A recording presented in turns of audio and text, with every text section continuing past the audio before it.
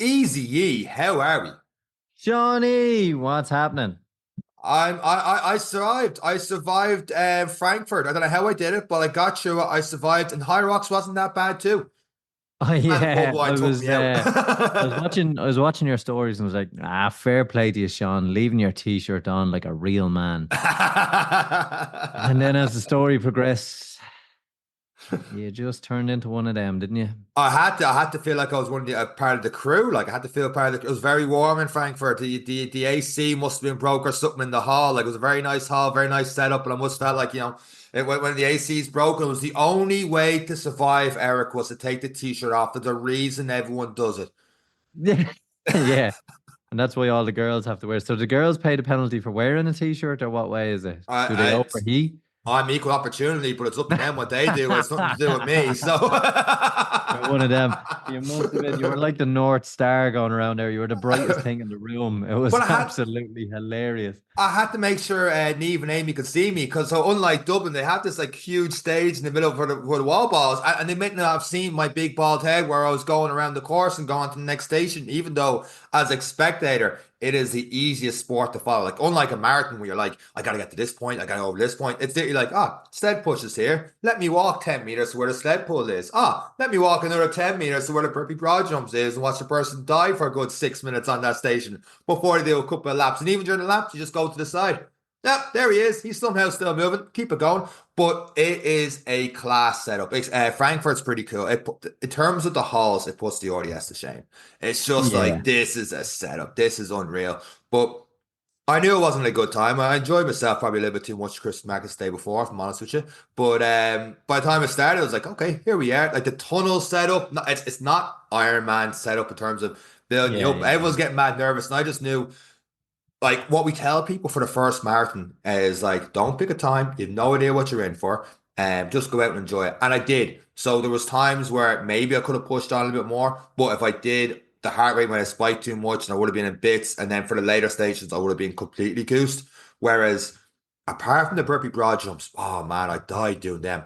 And I was jumping along, I was doing all right. The third one, I almost slipped to my backside and I came back down. I was like, oh, check the Achilles. So I was bouncing the side to side. And there's some Irish lad, buddy, if you can dance, you go fuck it, move, move. And I was like, you prick.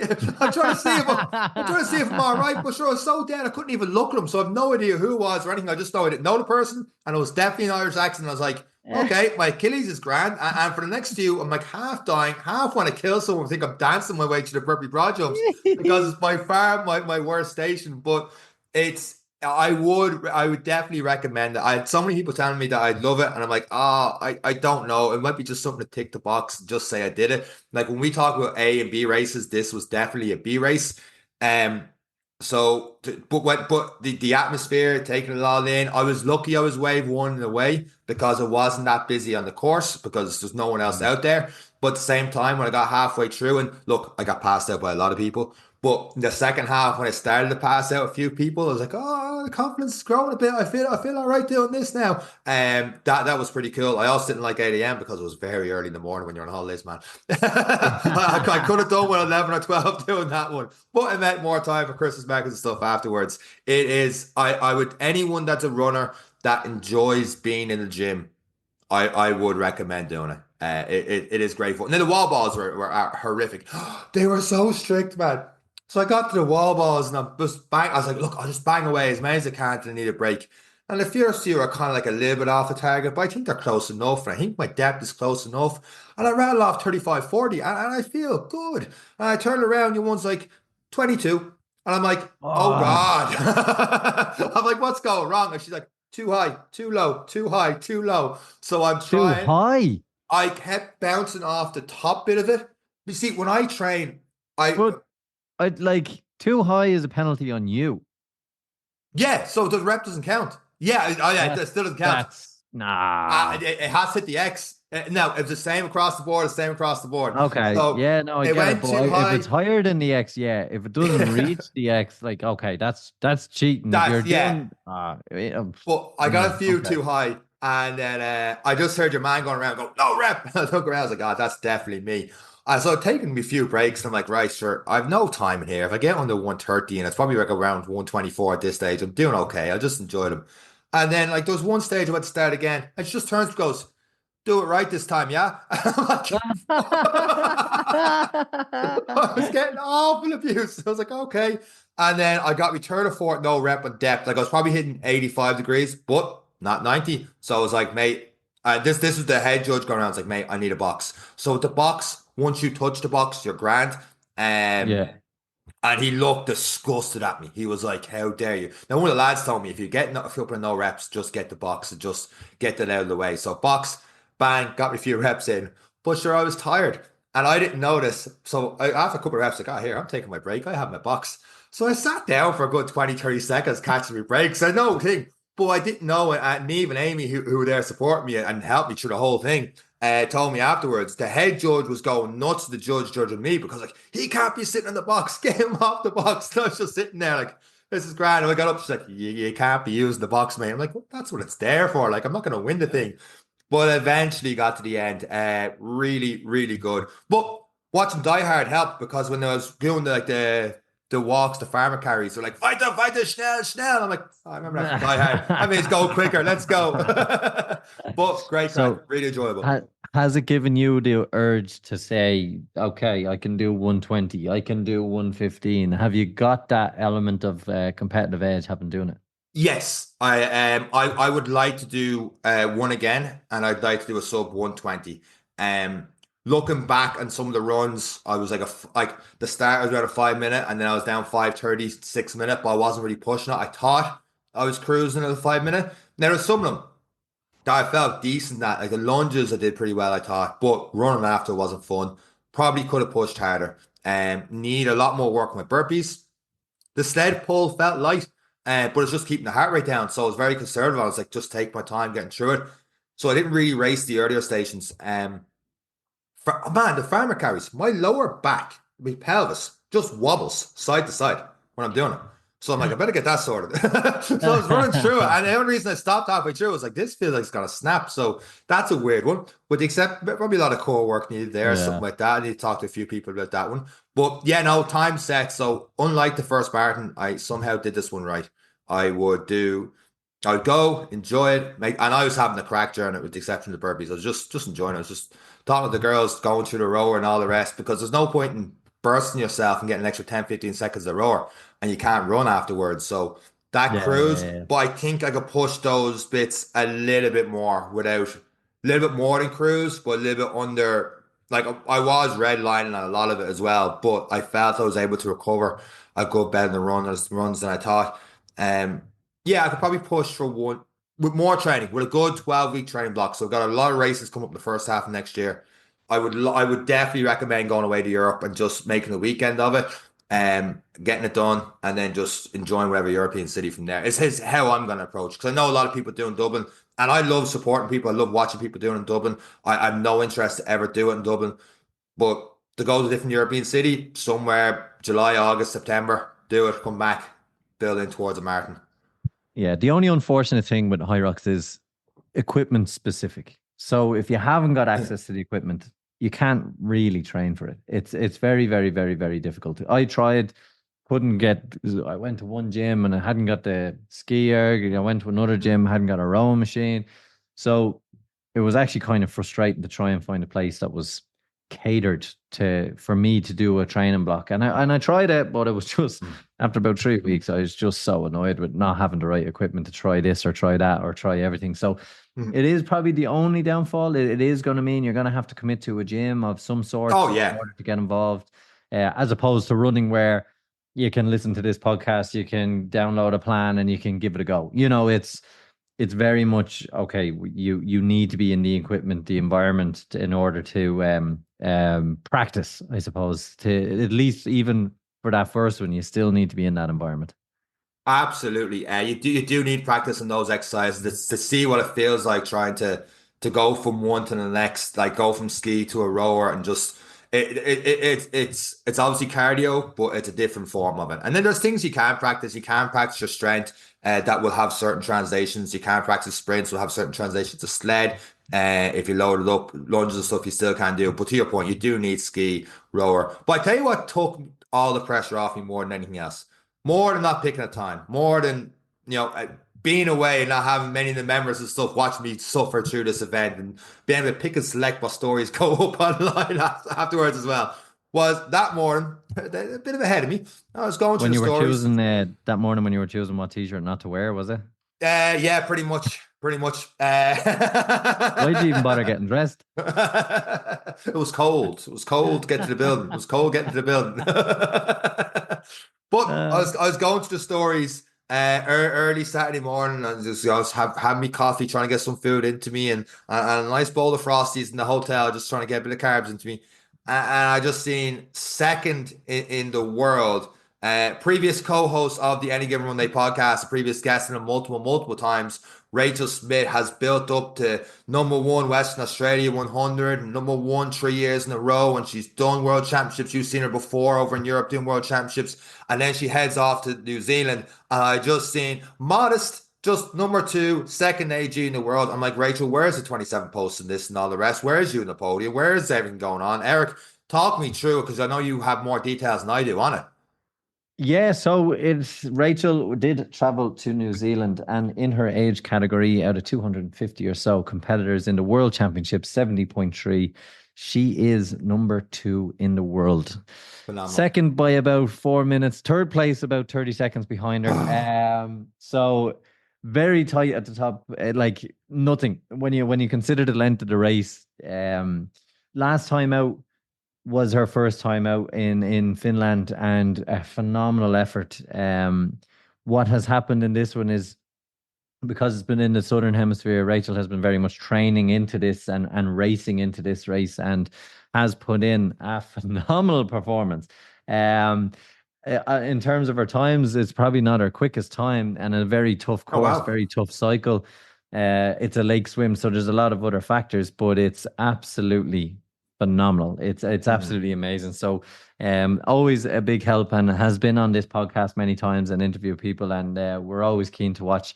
And we will wait for Rachel to send us on all the photographs, and we'll give her appreciation post for such a phenomenal achievement.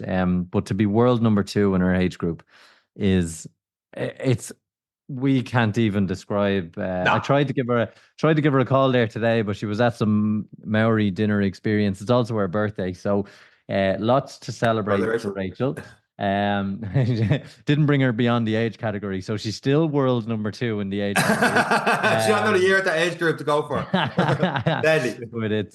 but yeah, absolutely phenomenal news. Phenomenal to watch. If anyone wants to look her up on Strava and follow along, and Brandon, the endurance mode, her coach who was coaching our marathon athletes, is Mm. obviously very happy and very proud that the plans have worked, and most importantly, the day itself has gone to plan.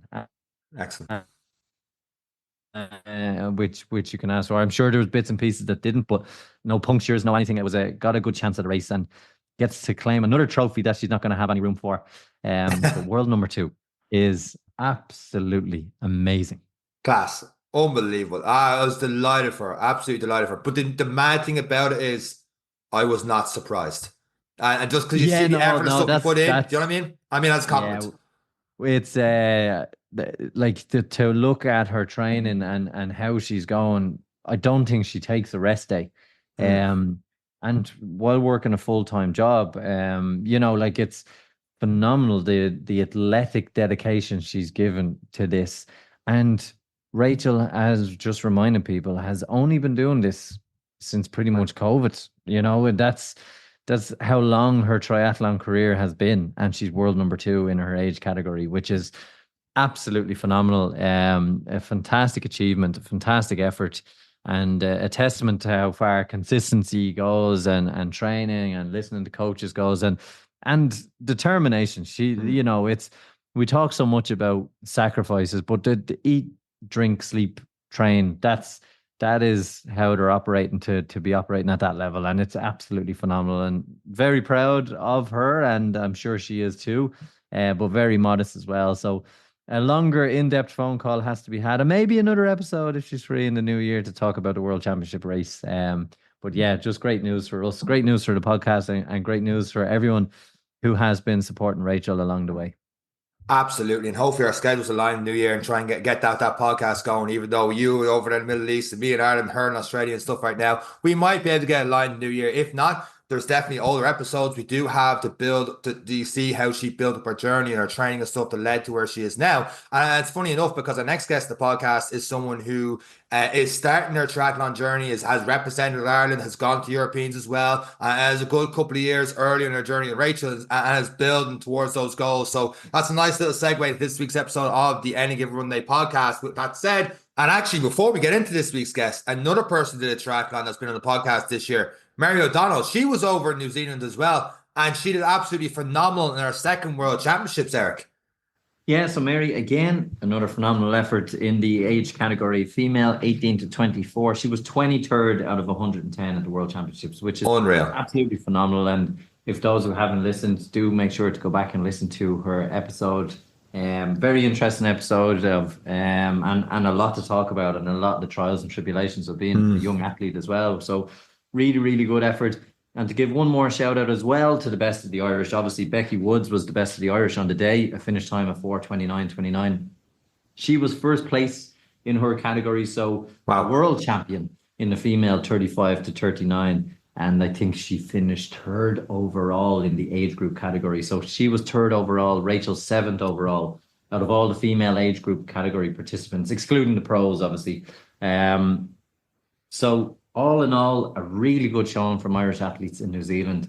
And it's phenomenal because we are talking about triathlon. We were talking about athletes and it seems to be all female athletes doing absolutely amazing things. And it's phenomenal to see what they've done. They should all be very proud of themselves. And a really, really good day out for Irish women in the 70.3 World Championships.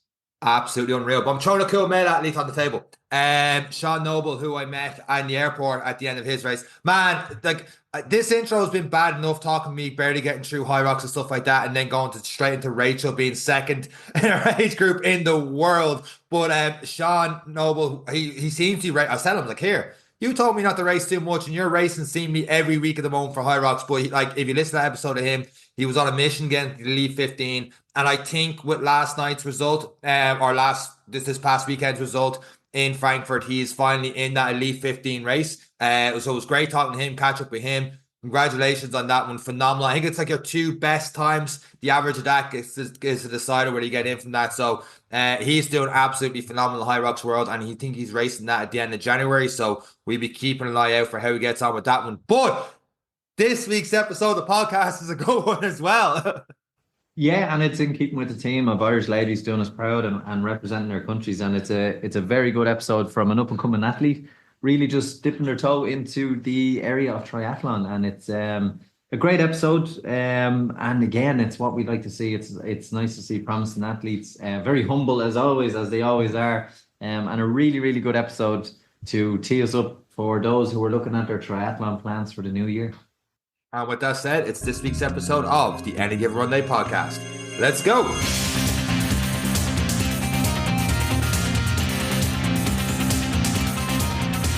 So this week on the Any Given Run Day podcast, we have the elite national champion, Irish national champion, who has represented our country in the European Elite Senior Sprint Triathlon Champs and the World University Championships. She was also the Junior National Triathlon Champion. And at only 20 years old, she's got... Are you sure you're only 20? Is that right? 20. I don't even think I entered a single race when I was 20. Saoirse O'Brien, welcome to this week's episode of the Any Given Run Day podcast. How are you getting on? Not too bad. Thanks very much for having me. Saoirse, you've done more at 20 than Sean's done at nearly 40. How do you do it? How have you done it? Sean can't even spell his own name right. He has to take a time to think about it. Saoirse, what Sean has said is nothing short of amazing, but everyone usually starts from somewhere. Have you been doing this for a long time? Is triathlon something you've done since young? How did you get into this? Definitely not done triathlon for a very long time. About 2 years into it now. But yeah, started off doing a lot of kind of GAA, any kind of sports really. A lot of GAA, a lot of tennis, a lot of things. Then I kind of got into swimming and athletics separately, partly through clubs and through school, and then ended up kind of figuring out that triathlon might work for me. So yeah, got into it about 2 years ago and then still doing it now. See, a lot of people when they get into triathlon or usually those who have the advantage are those who have swam since they were really, really young, since they were 8, since they were 9 and they were getting on. You're talking about 17, 18, getting into triathlon. Were you a good swimmer? Do you take the sports naturally? Obviously, you've done so many sports, you take them naturally. You seem to be very talented in multiple sports. How was it transitioning into the swimming and putting it all together? Obviously, you've done each of them individually. Did it feel like it was the right fit for you? Yeah, I suppose I've been thinking about it for a couple of years. I started swimming when I was 11, really, but all pool swimming. And then it kind of came to COVID and I got into a bit more of the open water stuff. I was always kind of naturally going for the longer distances as well. So Within your 5K, of course. Yeah. Don't do yeah, it. We won't. Laps, laps, Saoirse, laps. yeah. So I ended up doing a 10K actually over COVID. 5K out and back loop, you're dead right. You're dead right. Staring at a lot of blank water for a bit too long, I'd say. I enjoyed it, but I'm glad not to be doing too much of it as well. The people that do it are fairly mad. But yeah, no, I kind of, because of COVID, then was doing a lot more of that, but then wasn't swimming in the pool for a couple of months, I suppose, and a bit like everyone, wasn't swimming as much, ended up running a bit more, and yeah, we kind of ended up then deciding after a while that I wanted to get into the triathlon. So that's kind of how it came back around. But yeah, I've stopped pool swimming then, kept up the running the whole time, and yeah, kind of ended up veering into triathlon really because of running injuries. I've kind of had 5, 6 stress fractures now since I was 15. So yeah, I kind of always loved the running, but knew I was never really going to be able to do it a massive amount just because of them injuries and I couldn't really get on top of them. So now I'm kind of able to manage it a little bit better, having done the 3 sports. It's amazing because most people look at COVID and go, I've just lost 3 years of my life. But for you, it was kind of a catalyst for a triathlon career, essentially, or as a young athlete. Do you look at it like that? Is it weird that you came through COVID and like, wow, I came into COVID as I could swim, I could play football, I could play tennis, and now I come out the other side as European Championships, national. How does that feel? Was it a weird transition? Was it in some way nice to have nothing else but sport to kind of focus on? Yeah, in some ways. I suppose in the pool, I felt like I really took a couple of steps backwards. And I don't think kind of since then, I don't think I've ever kind of been at the same level in the pool. And I'm not swimming as much now as I was before COVID either. But I think from kind of even a mental point of view, you were kind of stuck in the same place and kind of had to put your head down a little bit. And it definitely got me on the bike a bit more. So yeah, it helped from that point of view anyway. You must be doing a lot of cycling. If the running's going down the stress factors, you're saying you're not as good in the pool, and you haven't mentioned cycling too much apart from just there. And I've seen all these accolades circle. I'm like, how is this happening? Yeah, I don't know. I still find that like my skills and stuff on the bike are definitely where I'm kind of lacking. But I think from a power point of view, I presume it's just kind of having done other sports and stuff, it's probably the easiest to get into. Without, I suppose, aside from the skills point of view, just from like a general fitness point of view, I think I kind of had that a little bit before. But yeah, I could definitely do a bit more work now on the handling, I'd say. So when you're talking about power, you do sprint triathlon mostly. Which is your favorite? The sprint, the Olympic? Would you go longer or not so much? I haven't figured it out. Yeah. So sprint is where you're happy at the minute, is it? Yeah, definitely. Yeah, I suppose a lot of the international racing is kind of going a bit more sprint focused as well. So it's kind of where I'm looking at it a little bit more at the moment. But I definitely like to do a bit more kind of Olympic and potentially a bit longer then as well in the future. So for those who don't know, I don't know, most people do know, but a sprint triathlon is 750-meter swim. It's a 20-kilometer bike and a 5K run to finish. Isn't that right? Yeah. How long does it take you to get around a course on average? Obviously, courses change, but roughly. Yeah, I suppose kind of in and around like an hour or two, an hour and 10, give or take the course it is and whether or not it's draft legal or non-draft legal. So yeah, I suppose it depends a lot on the course then as well. But Yeah. Sean's looking at you in disbelief. He wouldn't walk to the shop in an hour and 10 minutes. Never I do just a remember when I sprint. was doing training for Mondello and doing 20K in around an hour or so on the bike. I mean, like, proud of it. Let alone the swimming, the running. Saoirse, what was the first race you did in terms of triathlons? And you were like, I really believe now I could be wearing an Irish bib and going over to Europe and all these places like Hamburg and everything else you've been to and representing Ireland.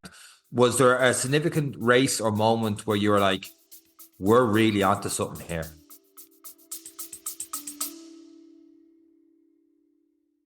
Winter training? You need Ultra Pure Laboratories Wintergreen Heat Rub Cream. Recommended by physios, trusted by athletes, and tried and tested by ourselves, this is an essential warming muscle rub for cold winter days.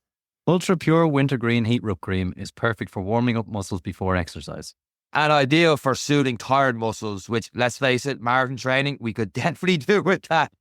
If you're concerned about the ingredients, it contains wintergreen oil, rosemary camphor oil, juniper berry oil, and antioxidant-rich caffeine powder. Sean has no idea what any of these means, but he knows that they work.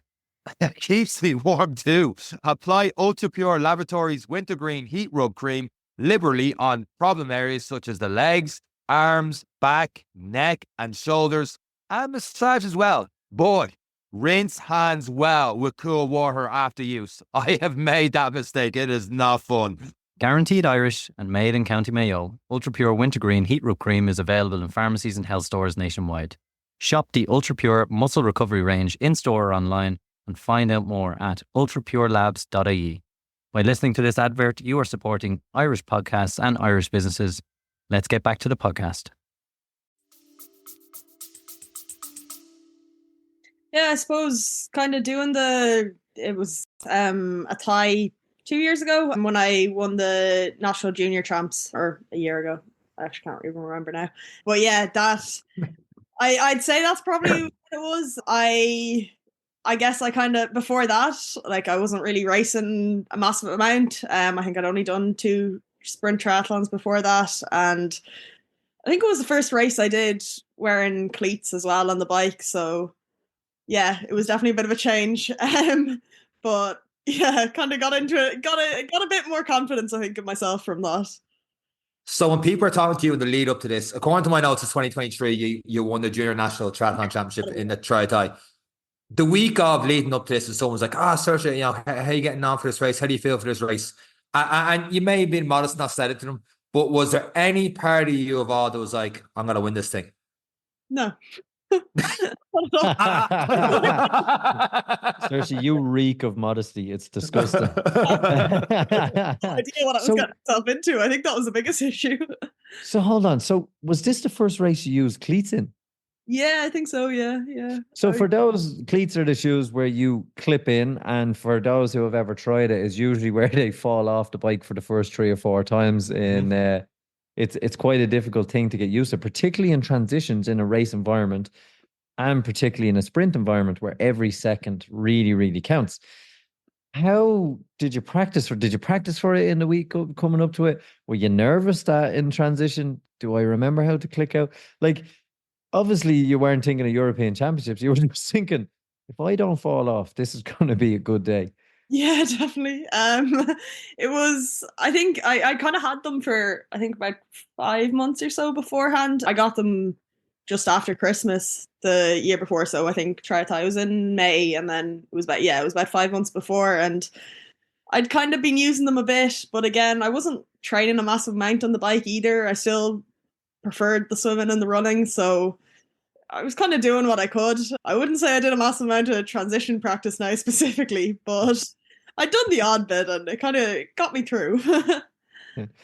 There's definitely athletes listening to this going, she didn't even bother. I think it's shows. like a leap of faith a little bit as well, that you'll get there and you'll be grand. Like So you start off in the river, and obviously you're swimming background, you feel good afterwards, and you're trying these cleats on for the race first time, getting through and getting the cleats off, I'm assuming, obviously, before going for the run for 5K. Was there any point, and obviously you're mixed in with different groups, different times, or maybe you're not, I'm actually too sure, I've never done one. At what point during the race were you like, I'm actually competing for this? I suppose so. The way the national champs for the sprint, or for the draft legal racing works is you're put in with kind of all the seniors and stuff as well. Seeing as I had no idea what I was doing on the bike, I didn't really know who was in the race either. And to be honest, like it's a small enough group anyway for the draft legal. So yeah, I didn't really know. I was a good bit behind the top senior girls in it. I was kind of just on the bike by myself a little bit. I think there was one or two others kind of around me, and then I kind of knew by the time I was on the run that I was in the front, but I didn't really know, to be honest. Is there kind of a little bit of peace in that? Because we've had athletes on that say, oh, I recognize Sean from all my track and field days and we grew up together. I hated him, but I love the competition. Is there a little bit of peace in not knowing who's there and just going, I'm just going to go as fast as I can? Yeah, definitely. I think it just kind of allows you to just kind of race as best you can. I think I've definitely experienced the other side of it as well, kind of since then. But yeah, it's all kind of in the learning process, I suppose. I'm looking at when I did my first triathlon in 2019 and it was Olympic. I think I forget the time it took me to get around. It was probably a very long time. In around the 2 hours, 30 minutes or something. I can't quite remember. But there is, for me, that sense of community element, even on the track, because I'm not trying to win the race. When you are competing at that level, does it help to be part of clubs? Like how are you training with people? How are you now preparing? Because obviously you've come up to a different level. I want to say you're a long way from 2 years ago, but you're not a very long way from 2 years ago. But what has changed, I suppose, in your life in terms of, okay, it's time to start putting the science behind this. It's time to start getting the training behind this. What way has your structure in your training and your approach to it changed from the days of the non-cleats to now of, okay, I'm taking it serious. I'm racing on European circuits. How has it changed for you over the last 2 years? I think it's definitely kind of building a bit of a team around you. I still do a good bit of my training by myself, but I kind of have that support when I need it. I also, coming back to kind of the importance of clubs, I suppose, I'm in with Piranha Triathlon Club at the moment, and even I don't train a massive amount with them, but whenever I'm racing, like you'd always kind of see people, you're passing them by, or like you're kind of passing them on the course at some stage, and getting that bit of kind of encouragement halfway through the run when you're feeling like crap and you want to nearly pull out, getting that bit of encouragement is really, really nice. And it definitely kind of pushes you on a bit. Yeah, I suppose in terms of my training, when I would have won the national junior champs there, I was just finished first year college, I think. So yeah, now definitely changed a little bit more than in kind of my environment and stuff around training. Swimming a good bit more, I suppose. And yeah, again, still trying to work on my bike handling skills. But yeah, a lot of my training I do by myself just because there's not a massive amount of kind of triathletes around that I'm kind of, able to get training with. But yeah, it's all just kind of trying to figure out how to fit it into your life, I suppose, around like college work and then just to be able to buy a bike. And competing, yeah, buying a bike. And Sean got a fright when he seen the price of actual bikes, and they weren't even the top tier of Yeah. bikes when he heard how much I paid for mine just to go 10 minutes quicker around an Ironman. But if we were looking at university, how do you manage? Because student athlete in the US is very much athlete plus student. They've two lives. They live them. It's very tough. They have to keep great averages. In Ireland, from my experience, athlete was kind of like, well, we don't really care that you play sport. Like it was your college was this, and you always had to get signed out of something else. There was no real program for athletes and development. How has it changed since the 10 years since myself and Sean were in college? Is it any better now? Do you have much support in university, or what way does it work? Because I know clubs and societies are always active, but I never really remember triathlon. I always remember swimming. I always remember athletics. There was never really a try. Has that changed, or what is it like for you now? Yeah, so I suppose at the moment, as you say, triathlon's still quite a small sport in Ireland and definitely doesn't get the kind of same recognition as swimming and athletics and cycling do. I'm in UCD now at the moment, so there is quite big teams for swimming, athletics and cycling. But yeah, triathlon is we're still trying to get it going. We're hoping now this year that we'll kind of get a bit more of a push on that. But yeah, it's kind of hard to find a big enough group of people as well to kind of get it started. And most of these clubs are student led as well. So it's kind of finding the time in around that. I'm quite lucky. I'm studying physio at the moment. So I do get, I suppose a lot of the people that are in my course with me are also quite sports interested, I suppose. So yeah, I'm kind of lucky that way that I do have a good bit of support from, like, say, friends and even my family and stuff. But from a college point of view, I'm definitely not more athlete than I am student. I'm still quite focused kind of on my degree and stuff. And I suppose I'm halfway through third year now. So for the next year and a half, it's going to stay that way and kind of get through the degree and try keep triathlon as much as I can. So looking at your injuries from when you're 15 with stress factors, and now you're going through a degree, looking at physiology, biology, you're looking at athletes, you're looking at all ranges of life and ranges of movement, everything else. Have you used yourself as a bit of an example in your studies, or I get this theory of, so stress factors, how are they? And you're like, haha. Have you had any eureka moments in terms of how you take on your own training or what it is you're doing with your body on a daily basis, and have applied what you're learning into your coach or into your training and coaching? What has changed for you? And I suppose, what benefits does it be of being a physio and athlete? Yeah, I suppose it's a nice idea to a certain extent that I might be able to prevent my own injuries, but I think you're probably the worst person to treat yourself. Very fair. Yeah, I'd like to be better at it, but yeah, I think I could definitely probably do a bit more strength training than I do.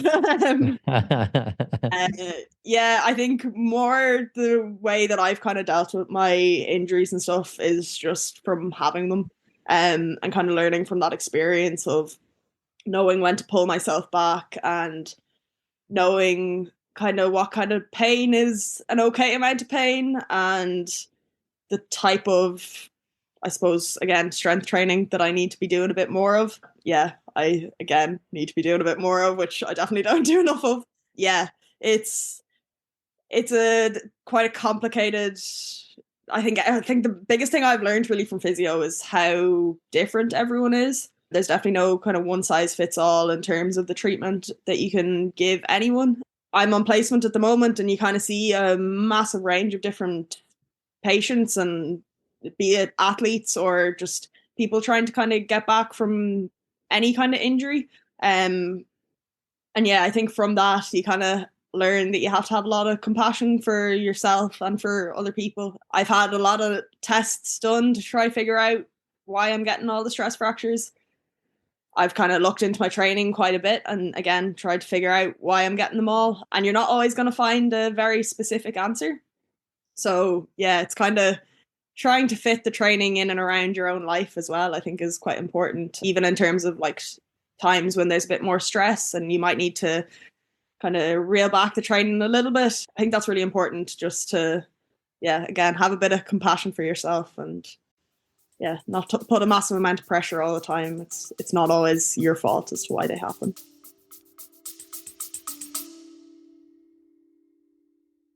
Looking to recover faster, Yep. train harder, Yep. and perform better? And then what? Perform Nutrition is one of Ireland's leading sports nutrition brands with a number of great tasting protein powders, a range of vitamins, as well as other supplements such as creatine. All products are made in the GMP facility in the west of Ireland, and they have a range of batch tested and informed sports certified products. Perform is trusted by a number of Olympians, High Rocks champions such as Sean Noble, he was in the podcast. Yeah, right, he was. Also CrossFit Games athletes such as Emma McQuaid and many more. Perform's goal is to offer the highest quality, best tasting nutrition products for competitive prices, and now you can get an extra 25% off all products with the code AGR on their website, performnutrition.com. 25%? I'm typing it in now. And don't forget, we are supporting Irish companies. You are supporting this podcast by listening to this advert. So support Irish, get behind your podcast and get behind your local businesses. And until then, let's get back to the podcast.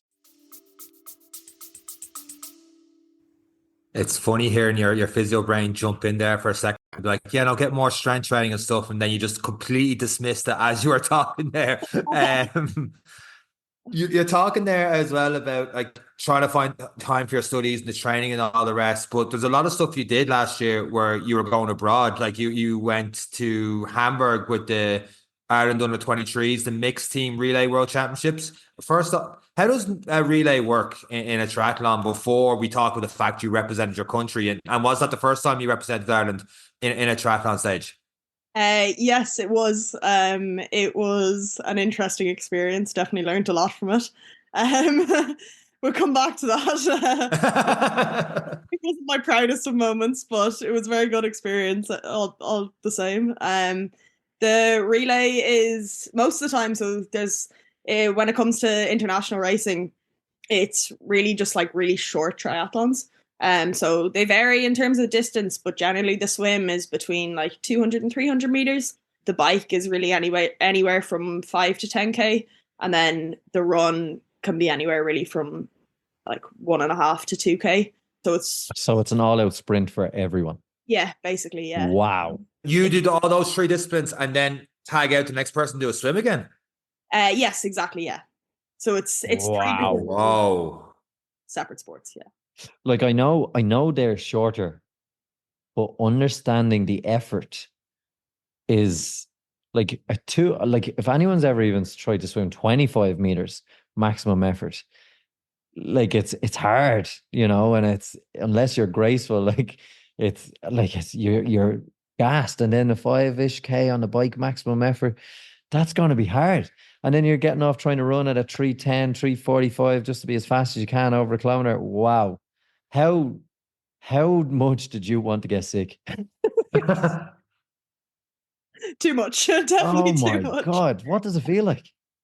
Oh, it's very different from kind of your regular triathlons, I suppose. Yeah, it's very much, you feel the lactate just building up and you just have to go with it and know that you're going to be in a lot of pain for the whole thing. And a lot of pain, you're probably not doing it exactly right. Yeah, it's a bit different from even like your normal 5K run as well. It's very much, you kind of have to think about it a lot during it as well. The transitions are really, really important. Yeah. Yeah. I was going to bring up the transitions there, just like, because I saw Eric in the transition period between the bike and going for a run. I had a meal in between it just to make sure he had all his cleats on and off and changed the run and all the rest. But like that time period was something so short. Like that one be snappy like an F1 changeover, and that one like any, and then trying to think too fast, trying to get all your stuff done real fast before getting back out. I definitely sprint back out with my helmet on me after like everyone else has long and truly gone after me. But like how nerve-wracking was that bit? Yeah, I think if you come back to Hamburg, I probably didn't have the best T1 there, and I felt the we're gonna have to tell us. Rewind. What happened? Tell us. Come on. Nobody's listening. It's just me and Sean. I nearly went straight into a barrier, so that wasn't my best experience. But yeah, it depends as well where in the race you are. I suppose in Ireland we don't have a massive amount of history with the mixed team relay. It's a new enough thing anyway, but could you try it? Yeah, I suppose it's trying to make sure that you're getting on the back of every single pack. So every time a new person starts, you kind of want to stay with that front group if you can. Because it's all draft legal racing, the making sure you get into that pack on the bike is really, really important. So in that particular race, I was the fourth leg, so I was the last one to go. And we had kind of already lost the front pack, but then, yeah, when I cycled into a barrier at the very start, it didn't really help.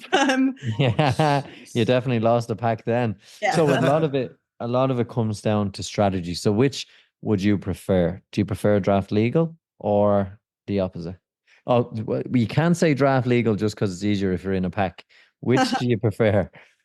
I don't know. I suppose the most of draft legal stuff I've done has been races where I think I've put a lot more pressure on myself. Okay.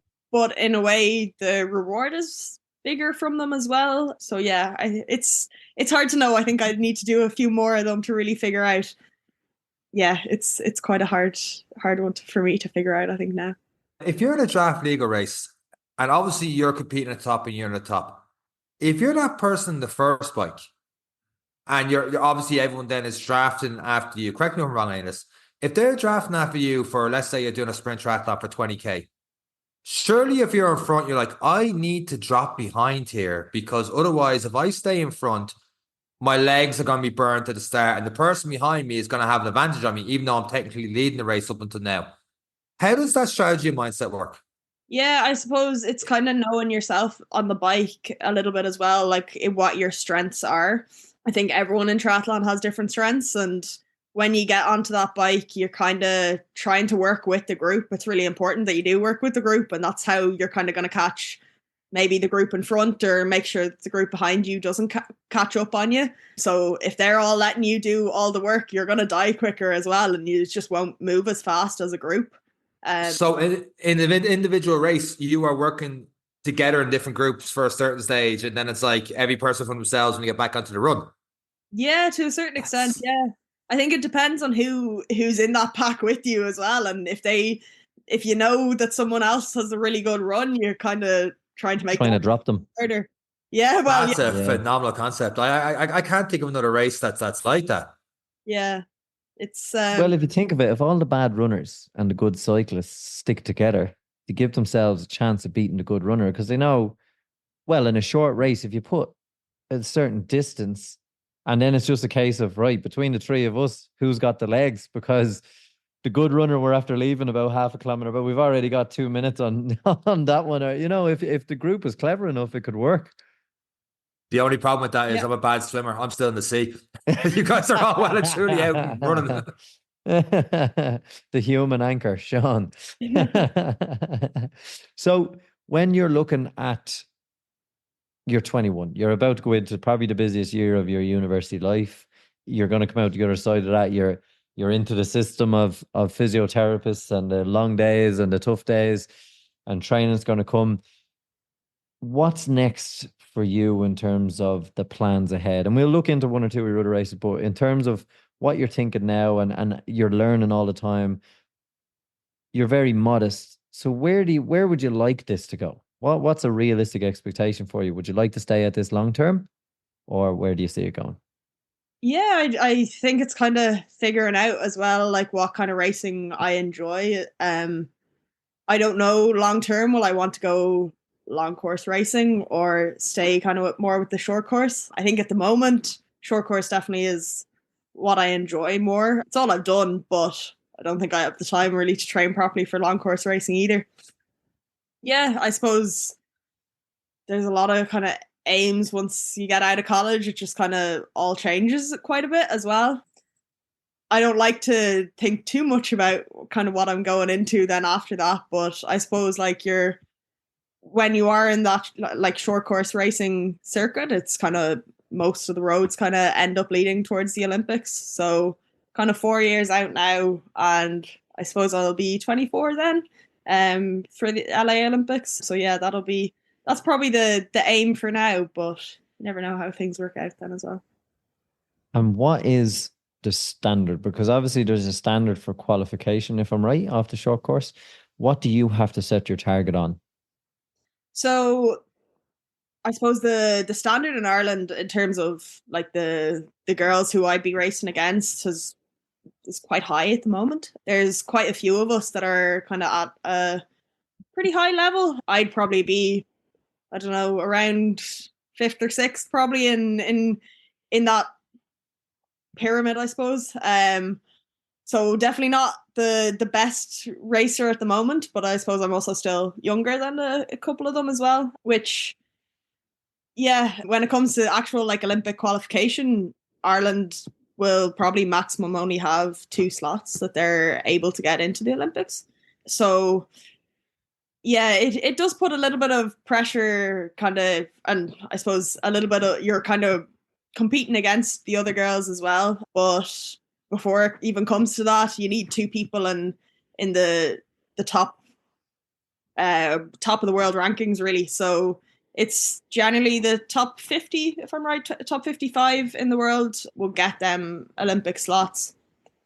But then there's kind of other things around that change it. So generally, really, it's the top 80 or so in the world would actually get into the Olympics, just due to, say, the amount of athletes in Great Britain who are really, really strong, and they can only have a certain amount of people that end up actually making the Olympics. So it changes a little bit, but yeah, it's a complicated enough system to get in. So a lot of work and a lot of coaching is needed, because coaches, I suppose, especially when you're learning and you're figuring out, they've made all the mistakes. They've had other athletes. Are you working with any coaches at the minute? Are you getting guidance on this? Triathlon Ireland, obviously, if we're talking about our top 10 female triathletes in the country, obviously you're all in competition, but you're all, at the end of the day, trying to represent Ireland and represent yourselves and your clubs as best you can. Do you get any supports in that ambition to go after a dream like that, or what way is it working for you now? Yeah, I suppose the guys have been really helpful in Triathlon Ireland. We do the odd training camp, so there's a couple of times during the year where we would be all training together, and then also opening the National Centre down in Limerick as well. So hopefully we'll kind of all be training a little bit more together as well. I think that having them people to train with is really, really important, and it just allows you to kind of push on that bit more. When I'm back home, I do have my own coach, and I have a couple of people kind of helping me out with different things. So I have my own running coach, and I have my own triathlon coach as well. And then I have my own swimming coach as well. So it's, as I said, it's building that team around you, because it's quite a complicated sport in some ways, because you're trying to put three sports together. I think having input from a couple of different people can really help just kind of get the best out of you. But yeah. I suppose it depends. What does the schedule look like for a student athlete who's trying to figure out three sports? Obviously, as you correctly said, the short courses for this time, it's definitely the best for you, because when you go long, the hours, everything else has just gone on so long. How do you find the time? What does your schedule look like? How do you break down your week? Your summer holidays, do they become, this is it? Well, it's obviously racing time, because it lines up with the national series from about May time. You finish your exams and then all the way up until September. So it's great, but how do you fit your training around that? And what does a week of your training look like? You don't have to give away all the secrets to everyone else, but in a rough estimate.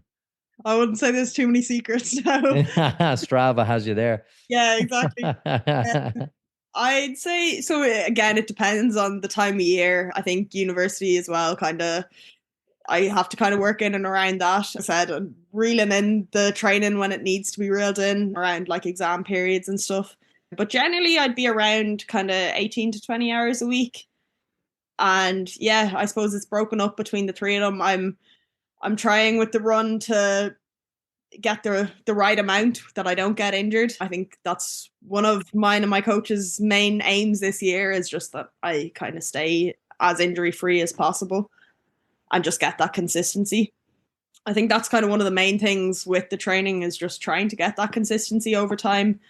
Yeah, I suppose it's the main thing that's going to push me on. In terms of like my general weeks, usually I'd be swimming around like 22 to 25 kilometers a week. So it's around 5 or 6 sessions. Then trying to do a bit of strength training once or twice a week, about an hour then as well, of each of them. And then the bike is the one that really varies from different times in the year. Just at the moment, like, it's again harder to get them bike hours in when you've kind of coming up to exams and stuff. And yeah, it's definitely the hardest one that I'm finding to fit in at the moment. And then from a running point of view, I'm kind of running about four days a week at the moment. So it's kind of 2 sessions, 1 easy run and then 1 longer run. So yeah, it's... So Sean has his abacus out here. You've named a lot of training sessions and he's looking very confused. Have you mostly 2 training sessions a day?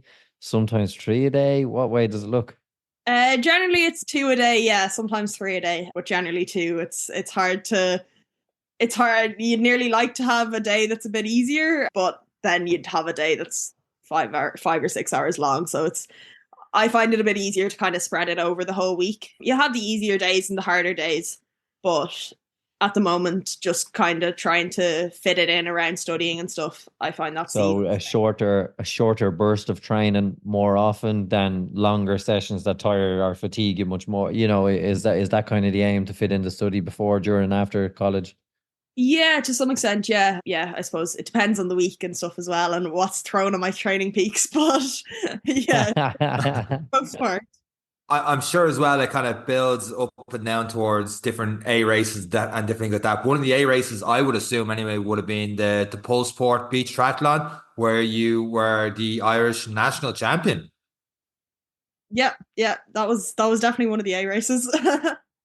Unbelievable. Like that, I mean, when you're talking earlier about being top 6 and stuff like that, I'm like, hang on, Irish national champion, that has to be a little bit higher than top 6, no? Is that not how it works?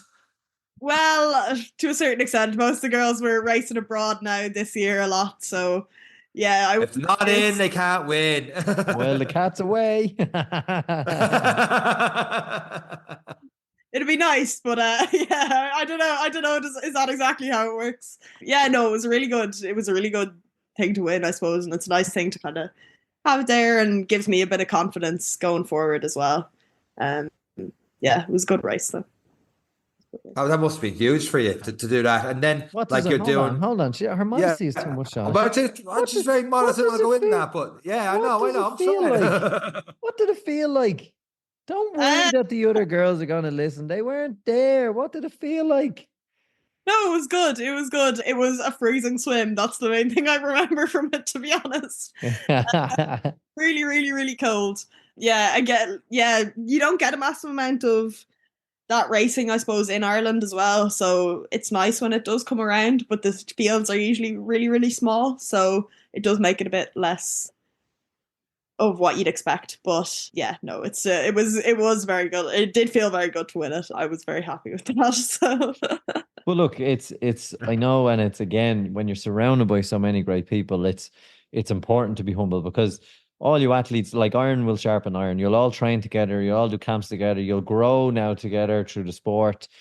You'll have healthy friendships and not so friendships. And that's just the nature of sport. That's the nature of competing. But it's, suppose, as for young athletes, it's important to remember those wins, because each one of those is confidence. Each one of, because you've kept alluding to, my bike's not so good and my this is not so good, but you've done a hell of a lot of good that you can hold on to for confidence, in terms of your national champs, the beach win. Like, are all of these feelings starting to outweigh we have a thing, sorry, runners who are running for the last 5 years and they're running 3 days a week, but they don't run that fast. They're like, oh no, not a runner. I'm not a runner because I've seen Usain Bolt do 100 meters in 9.76 seconds. I'm not a runner. Do you feel a little bit like an imposter in the triathlon, or are you starting to feel a little bit more confident as you get more of these good feelings? Yeah, I think slowly, probably starting to get a little bit more confident, but definitely have a bit of the imposter syndrome, I think, there as well.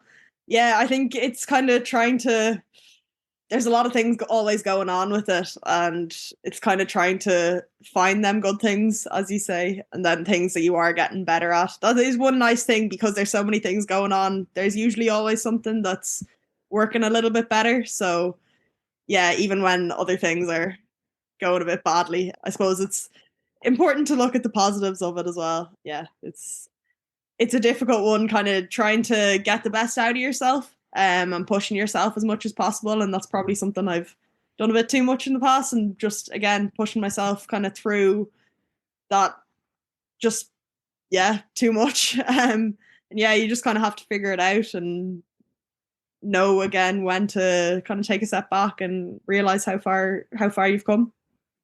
And look, we've had so many athletes on this who've set records and then they didn't even think about it. They just thought about, well, I could have ran that 4 seconds quicker. And I would have set another route, and I could have done that. I mean, I quit, because that's the competitive nature of athletes. And I suppose that's one thing that when we're just the fair weather athletes, myself and Sean, it's we just do it for the enjoyment and for the mental health side.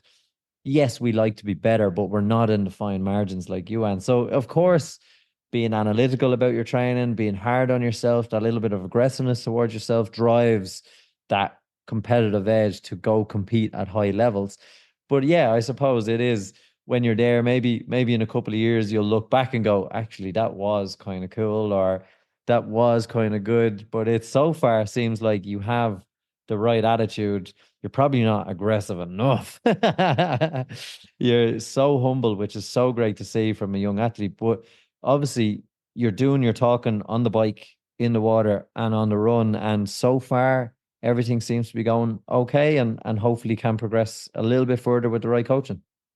Yeah, exactly. I think, as you said there, having that enjoyment for it is really, really important when you're doing that much training, and it's a lot of it is by yourself and stuff as well. I think it's making sure that you are enjoying that training and seeing them little things that are going well is really, really important to help you keep going and keep progressing the whole time.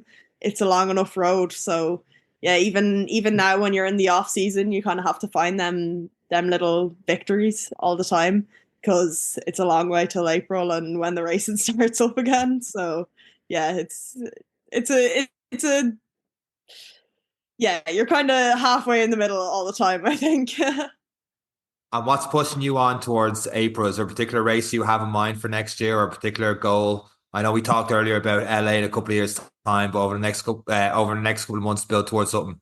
Do you have a particular race in mind that you're aiming for?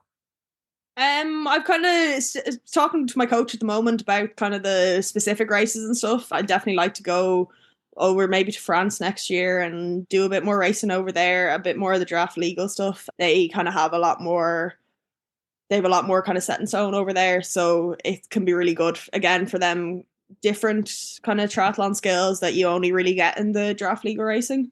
So yeah, that'll be one of the main things next summer that I'll be going over there, hopefully. Yeah, in terms of other racing, I'm I'm always really bad at sorry, at remembering them all, but there's a few races on the calendar.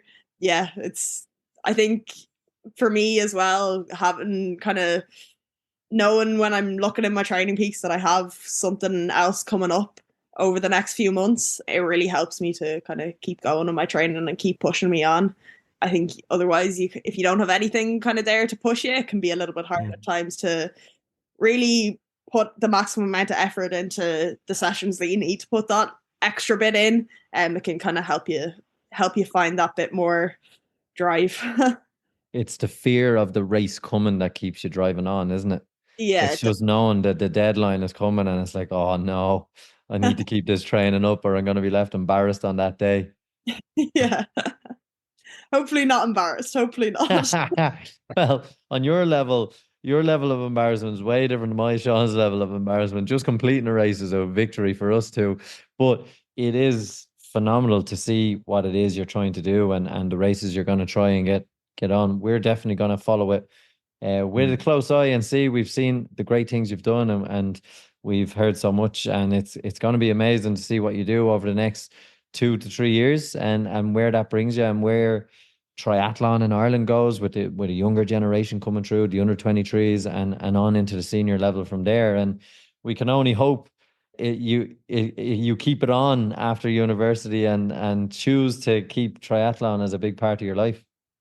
Yeah, definitely. I think anything can happen really, but at the moment that seems to be the way it's going anyway. So yeah, hopefully everything will kind of end up going in the right path. There's always kind of the ups and downs and stuff as well, but yeah, hopefully everything ends up working out. Absolutely brilliant. This week's episode of the Any Given Day podcast with myself, Saoirse, and Eric. Take care.